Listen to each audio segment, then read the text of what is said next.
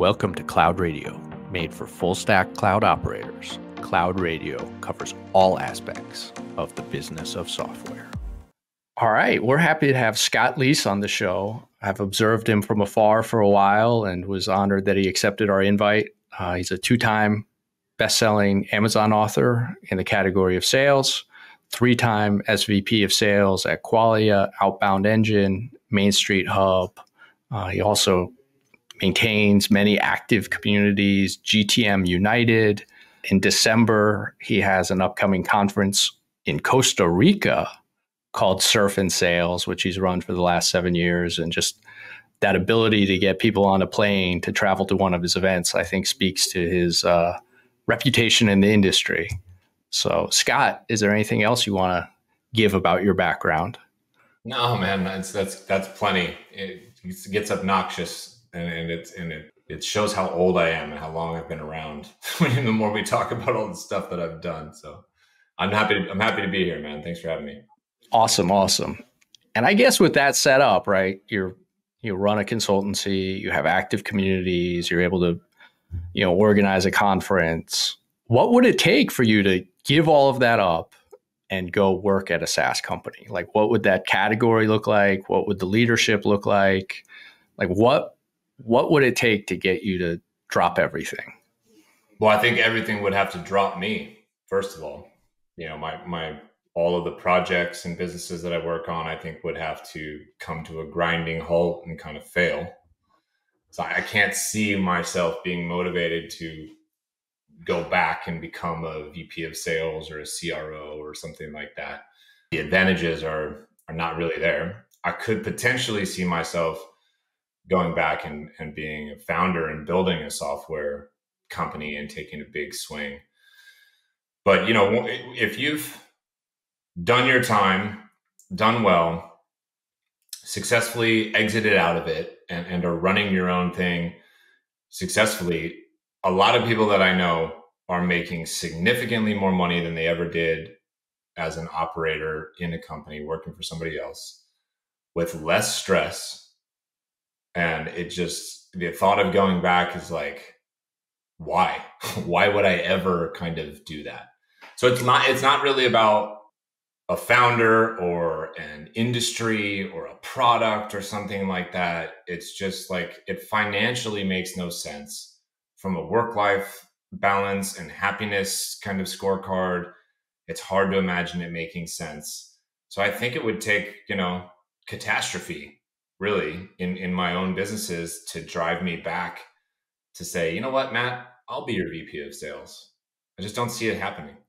And I think this is an important question too, because, you hear all these playbooks and advice about, get that person who's already been there and done that, been a VP, help you scale, right? And it's interesting to hear though, that people who've had success, have had exits, have had the roles, might not really want that role. Right. Particularly in today's world where it's easier to be a creator, easier to kind of scale a consultancy business. Well, that's the thing I think that you've seen in the last, let's call it 5 years or so. More successful VPs of sales and CROs have exited the profession than at any time prior to that I can remember. And why is that, you think? Well, disparity in wealth creation between a founder and a VP of sales is so extreme, it blows people's minds. I had one particular exit in a company that I scaled. The founders netted 8 figures, let's just say. Okay. Mm-hmm. And I made roughly $500,000. Now, I'm not saying that a VP of sales should make as much as the founders. But you're talking about multiple zeros difference, right? For a company that had no customers prior to my arrival. And I was there for 3 years. I vested, 3/4 of the amount that I could have. So people who've been in the game long enough and gone through a few exits like that, they're more savvy now to the equity game. So you can't seduce me into coming to work for you by telling me you're going to give me 1.5% of the company. Because I do the math and I'm like, okay, I'll have a nice little outcome, but I'm not making millions over here, right? Unless we get extremely, extremely lucky. So that's part of it. The second part of it is there's zero job security whatsoever as a VP of sales. I mean, your head is the first one on the chopping block. It's been well documented for years now that the average tenure of a VP of sales is like 15 to 18 months.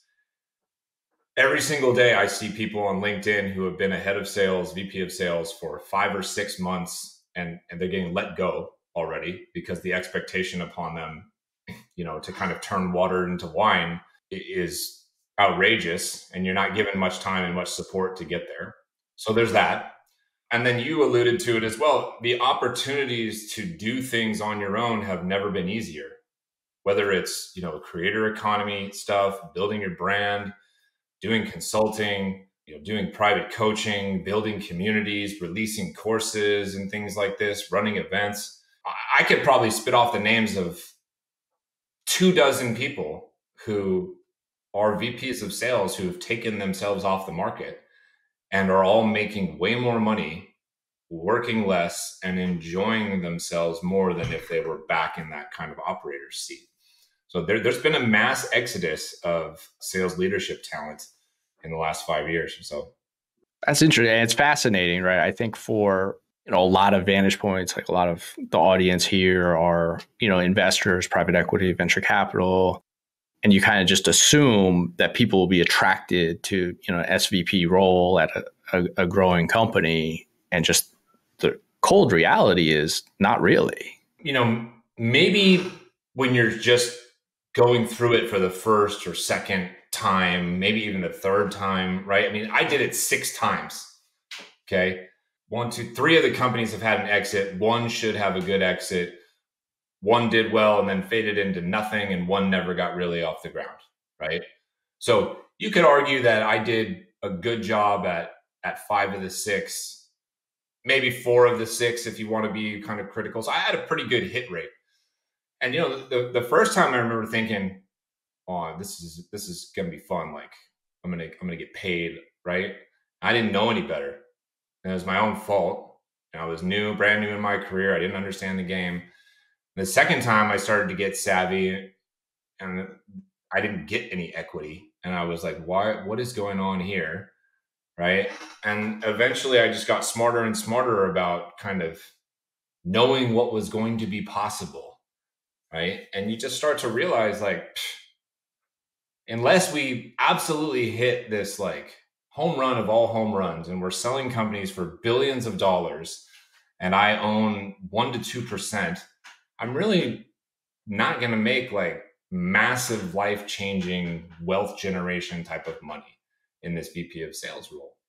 So you're right. It becomes less attractive to people once they've kind of given it a shot or two, right? It's like, okay, I can go work for you and make $200,000 base, $400,000 on the year. And maybe, 10 years from now, if we've had a really good run, I'll get a $1 million bonus, right? Okay, but if I bail on working for you and go do my own thing and consult and all this other stuff, I can run a multi-million-dollar 1 to 2 person business every single year. So then you do the math, and it's like you come out way more ahead, and you don't have these masters to serve, right? I don't have a boss, right? That's a tricky thing for people who run, venture businesses. Where are you going to hire your next VP of sales from? Because the people who have been there and done that a few times that could really be counted on, they don't really want to do it anymore. So now you're going after this younger group of people, less experienced people who still kind of are drinking some of the Kool-Aid and don't really know any better. But those kids now are savvier than me. I didn't start doing anything on the side until I had been a VP of sales like 3 or 4 times. I was like 10 years into the business. Now these kids are in sales leadership, and they sell courses, they do coaching and training, they run events. They've got 3 or 4 things going on already. And they're, 30 years old maybe, and ready for like the VP role. That's who founders have to hire. And it's been frustrating for founders because they're like, Matt's distracted. He's not all in. He does this other thing over here, right? Or he's never done that before. And so there's a rise of sort of fractional kind of sales leadership where people like myself come in and it's like, I can help you do all these things. I just don't want to manage people day to day, and I don't want your quota on my head, right?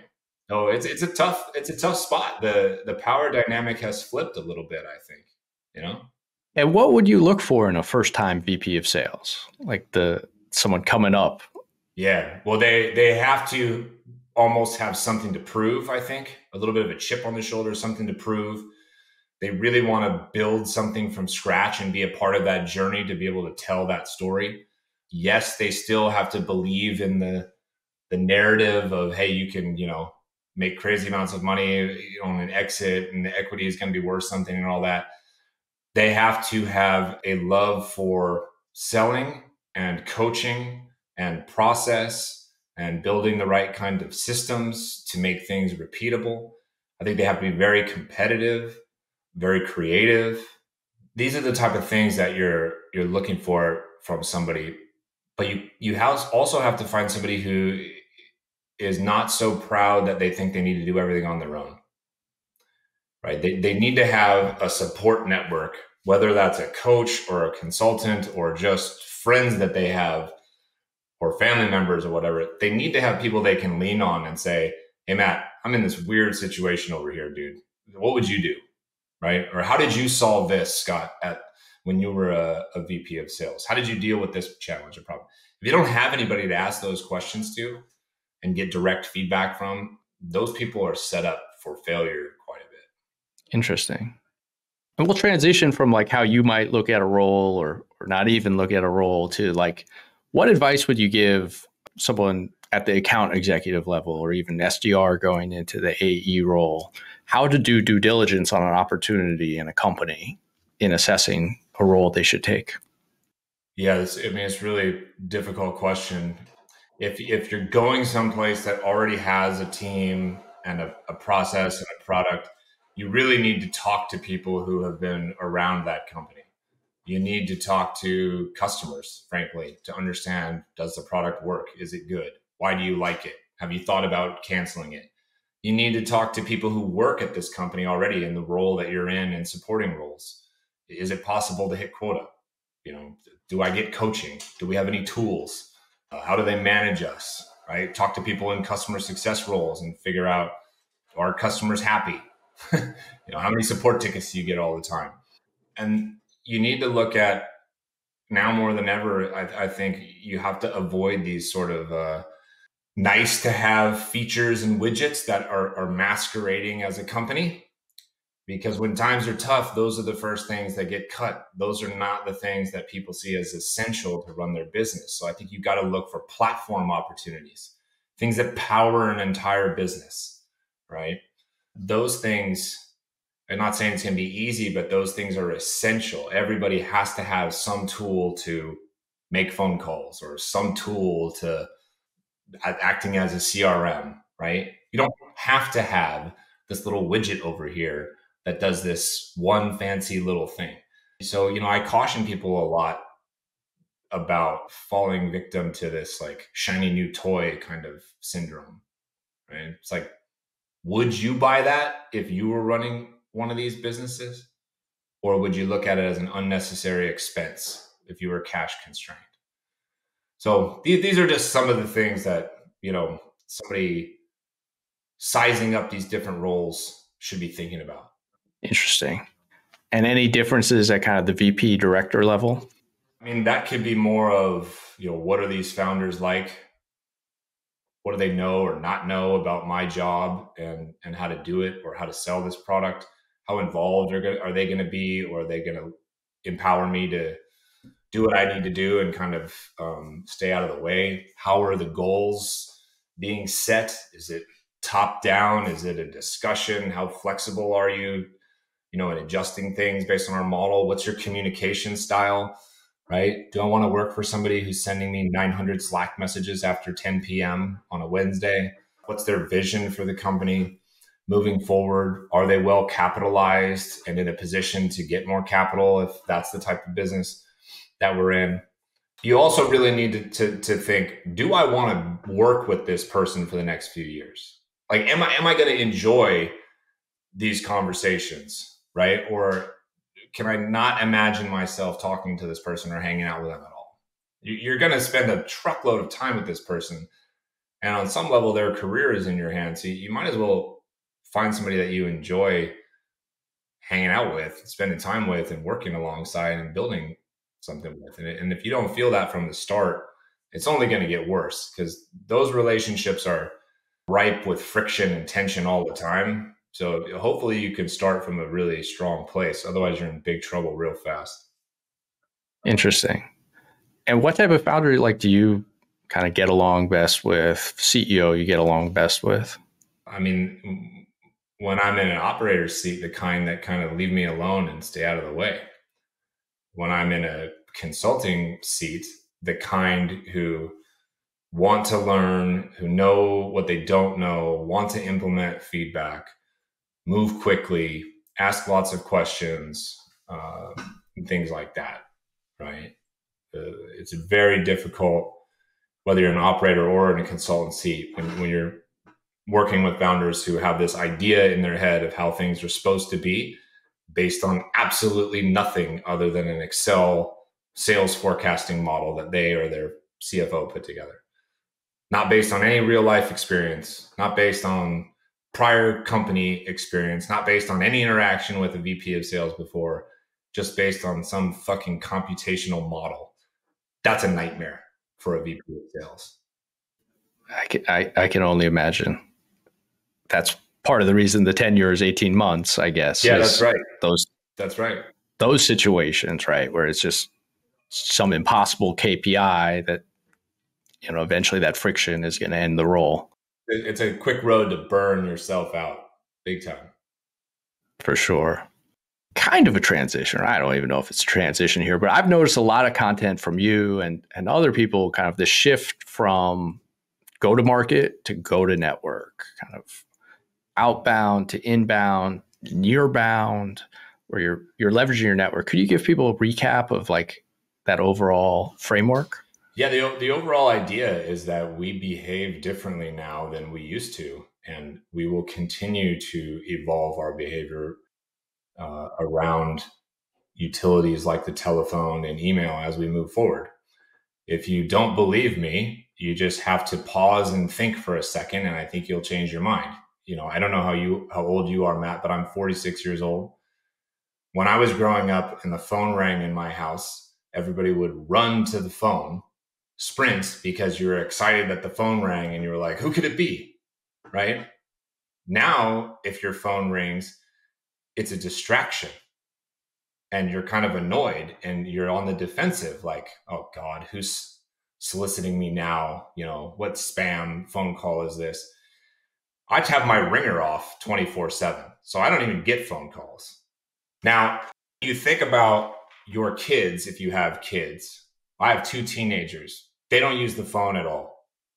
They have cell phones, but they don't use the phone function. They don't talk on the phone. I also asked them the other day, like, hey, do you guys use email at all? Like when you talk to each other or anything like that? They're like, no, that's the lamest thing ever, right? So now imagine those kids in 5 or 10 years when they are C-level executives. Do you think your kids are going to answer cold calls from numbers they don't know? No, that will never happen. And what difference does it make if you're writing really compelling emails if the people you're writing to don't use email as a channel of communication? It's an absolute waste of time. And that is 100% the direction that we're headed. There's tons of data that shows phone call pickup rates are down, email response rates are down. And it's because we live in a world of notification overload and we can't get anything fucking done.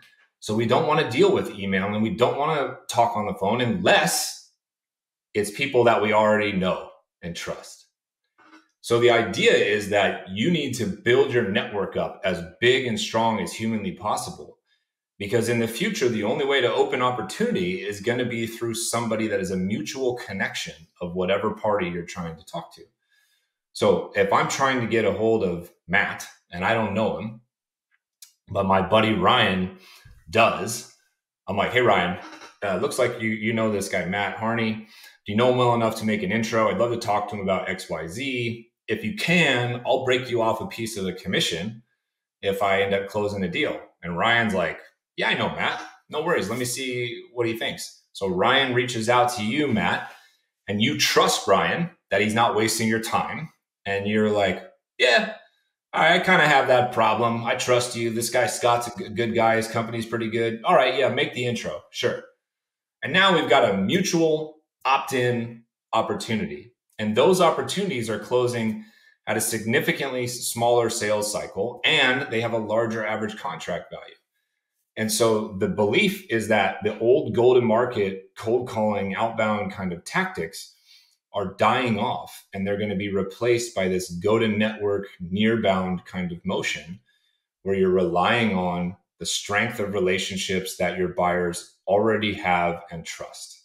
And so that whole period where you're trying to build rapport and you're legit and all that stuff goes away. And the scary function for a seller of cold calling goes away. And the annoying function of being disrupted and called and emailed from a buyer perspective goes away. And I think this is the world that we're headed. And like I said, we behave differently now, you and I, than we did when we were kids. And our kids will not engage in business practices and tactics the same way that we did. Interesting. And like, what type of seller performs best? And obviously a network is important, but like any other traits like creativity, truly relationship driven.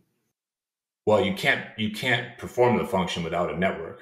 So I would argue that if you're a salesperson without a network right now, your job is in jeopardy.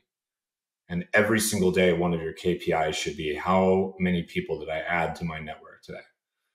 And then how do you perform well? You have to actually help your network. You have to give constantly, right?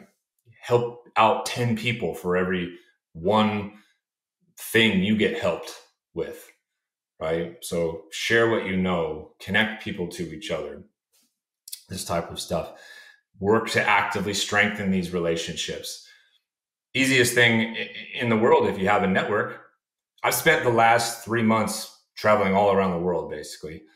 I went to Norway, met up with random LinkedIn connections, hung out, did stuff. Went to Finland, had dinner with a couple Finnish connections of mine. Went to Sweden, had lunch and cocktails with people over there. Went to Seattle, met up with people. Went to Boston, created an impromptu meetup of 20 people and went to a Red Sox game. Went to San Francisco, networked with a bunch of people that I know. So once you have these people in your network, every time you travel someplace, like maybe have a cocktail, maybe have lunch, maybe grab a coffee, maybe go for a run with these people. And these are just small little ways that you're strengthening the relationships that you already have and hopefully, gaining some new relationships along the way. You never know who you're going to be able to help and who might be able to help you. People who get that and who actively behave and engage like this with their network, those are the people who will succeed in this kind of go-to network function. And kind of using an analogy from like channel sales, like sales that go through distributors, a lot of the products that perform well in there are, Dell and Microsoft and VMware, right? Where they have the brand, they have everything. Let's say your product, you're a seller at a smaller company or middle market company without that golden brand. Is this go-to-network more challenging for them? I think it's different than what you're talking about because what you're talking about is almost like reseller in a way, right? And go-to-network is not reselling; it's just an introduction. It's sort of performing the SDR function more than the account executive function where you're pitching and trying to close a deal. So is it harder? I think it's harder because if you have a brand new product, Matt, and you're trying to leverage me and my network to open opportunities, it's harder because I don't know and trust your product maybe as much. I have to be careful about the quality control, if you will, of products that I kind of endorse and refer out to my network. If I hit up a couple people and they buy your product and your product ends up sucking and not working, or you end up, delivering bad service or whatever, I've put my relationship with these other people at risk because of that. So there's a bit of a challenge there in getting the people who might open these opportunities up for you to trust that you've built something cool that works well and you're a good person to partner with, versus, Scott endorsing Adele or something like that. Right. Interesting. It's just a curiosity because there's some parallels there. Yeah. And then another like theoretical question, right, is can go-to-network kind of like achieve the same level of like overall sales productivity that you might have seen in kind of like the golden age of SaaS, when predictable revenue and jamming out lots of templated emails still really worked? Like, because at times you can listen to this and feel like, well, it's just impossible to have a network as large as what we could do from true cold outbound. Well, remains to be seen, number one. But if we keep pining for how things used to be, we're going to dig ourselves a grave. Look, I would love to be able to make 100 phone calls and have 75 people pick up the phone again. I grew up in that era. That's awesome. But guess what? Those fucking days are gone and they're not coming back. So it doesn't really matter. You know what I mean? Why would I compare my productivity now to how they were in a golden era when I can't replicate that golden era because we just simply don't engage that way? I'm going to set myself up for frustration and disappointment doing that.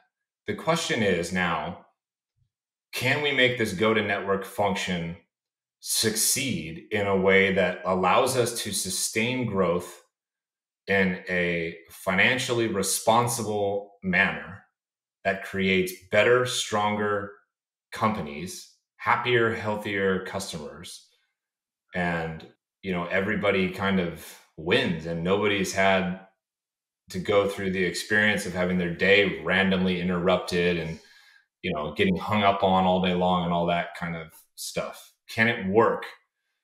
And it works if deals are closing faster, if deals are closing at a larger value. It's not just the size of the network, but also the size of the communities that you're in. A community can be an extended network, even if you don't know everybody personally. People have done this through church, for example, forever. Well, how is church different from a network perspective than being a part of a large group of VPs of sales or VPs of marketing, right? You go to one of these communities and you say, hey, I'm looking to get a hold of this guy, Scott Leese. Does anybody here know him? That's your SDR function right there, right?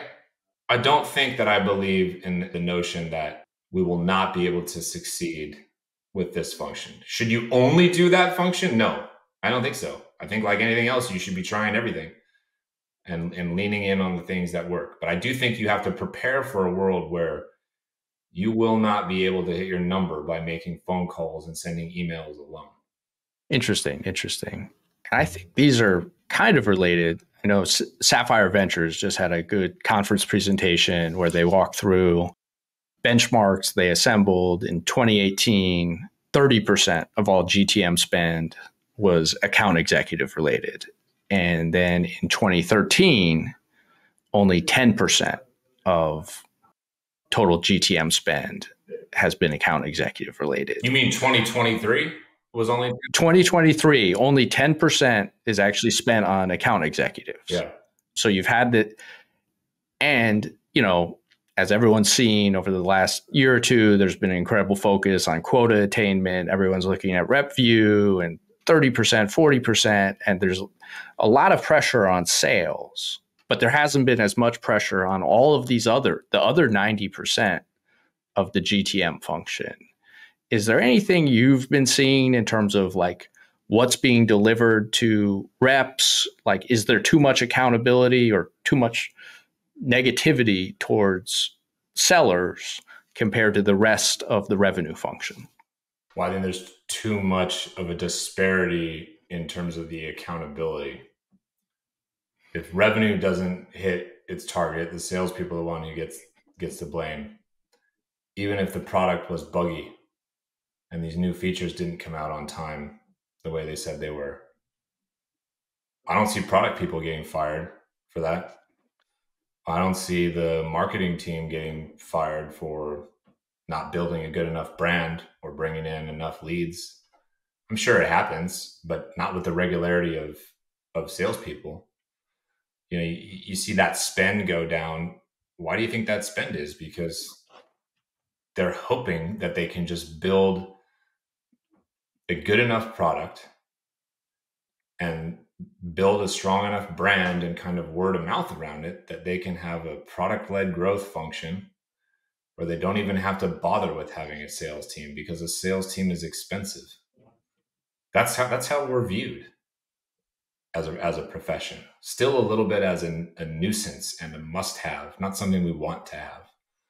So if we can find ways through the product, through marketing and branding, through the use of AI, and to automate away some of these expenses, you best believe that founders are going to continue to go in that direction.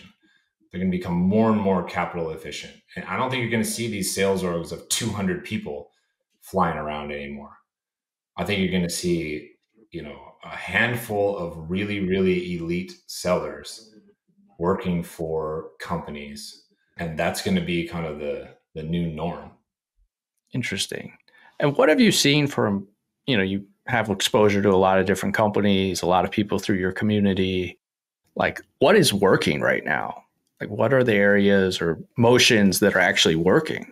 I don't know that anything's working very good for most people. It depends on what you do and what industry you're in and who you're selling to and things like that. The phone still works pretty well for people who are in like SMB and calling places like restaurants and doctor's offices where there's somebody, in office and on the phone all day long.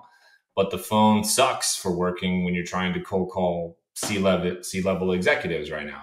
If you're in SaaS and B2B tech, you've been taking it on the chin for a year plus. But if you're not in tech, you might not have noticed the recession, if you will, in the same way that the rest of us have. So some of the things that always worked for us before still work. They're just not working as well.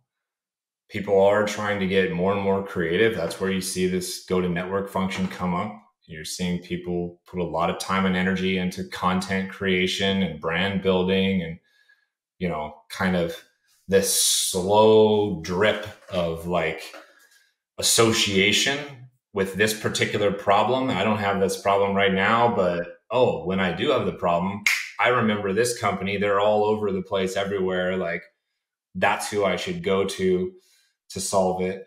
These are the things that I notice everybody doing. But I notice a lot of struggle and a lot of frustration this year as people feel like I just need more pipeline.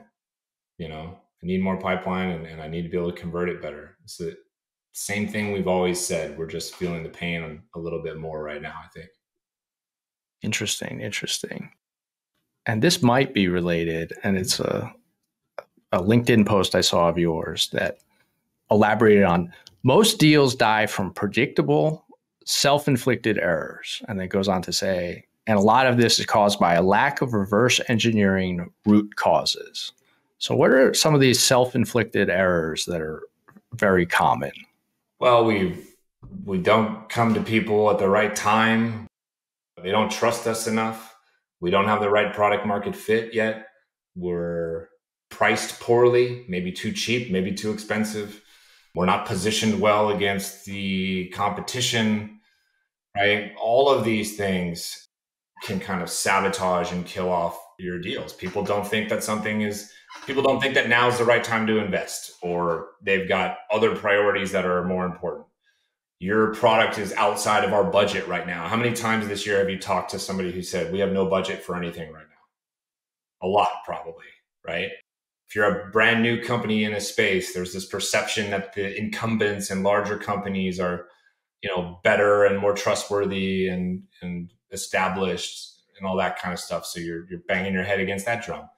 They might not trust you just in general as a salesperson. We've already been talking about this thing. Like, I cold call you out of the blue and, I'm interrupting your day. It's like, how do I trust this person right here? How do I know that Scott's credible or his company is credible? And is there actually product market fit? Is this actually a big enough problem that is urgent enough for somebody to deal with? And do we tackle it efficiently and effectively? Or have we got an idea and the product doesn't really like nail it yet, and we're missing all of these different things, but I'm still being asked to sell it? These are all things that are sabotaging deals, left and right now, man. And then on the reverse engineering side, like, let's say you're, a seller, right? And a lot of those things you just went through are like kind of problems outside your domain as a seller. They're product market fit or product quality issues. So on the reverse engineering, like, what can you do on the reverse engineering? And then realistically, as an individual seller, first of all? I mean, the best thing you can do is vet all of this stuff before you accept the role, frankly. Yep. Talk to customers, talk to people who work there. Make sure that the things that the company posits itself as being able to do are actually happening, right? And that's the best you can do. But the reality is you really don't know. And you're gambling with it a little bit. But if you find yourself in one of those situations where, hey, Scott, you got $1 million quota and you got to sell this thing, even though we don't have these 5 features that are core and critical, why would I stay there? That's my real answer, is why would I stay at that company? I cannot sell something that doesn't work and is not ready to people who are well aware that they need these things. Now, I don't care how many times you whip me like a racehorse or how much money you dangle in front of me. It's a losing situation for sellers. So the best thing you could do is figure out which companies and products out there have a winning situation right now for you to step into. It's all about timing, right? All about timing and knowing where to go play, basically. Yeah. Sellers and revenue execs as really the true venture capitalists, like, know the best opportunities to pick. Yeah, and another thing you can do if you're a seller is align yourself with a sales leader that you trust, right? So maybe you don't trust your own ability to vet the right opportunity, but you've worked for Matt at 2 of his previous companies. Like, Matt's pretty good at picking companies, so I'm going to go work where Matt is, right? That's something that you could try as well. That's a good playbook. Well, look, we've covered a lot.